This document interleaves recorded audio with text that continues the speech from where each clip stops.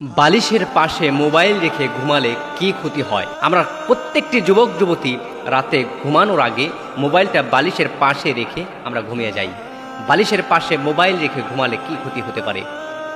অত্যন্ত চমৎকার একটি কথা।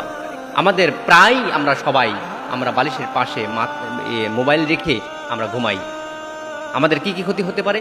এক নাম্বার ক্ষতি হচ্ছে আপনার ব্রেনের সমস্যা হবে, আপনার ব্রেন আস্তে আস্তে ধীরে ধীরে কমে যাবে। দ্বিতীয় নাম্বার ক্ষতি হচ্ছে আপনার চোখের জ্যোতি কমে যাবে, তৃতীয় নাম্বার হচ্ছে মোবাইল যদি আপনি বালিশের পাশে রেখে আপনি ঘুমান, আপনার হরমোনের সমস্যা হয়ে যাবে, রক্তের চাপ আপনার কমে যাবে।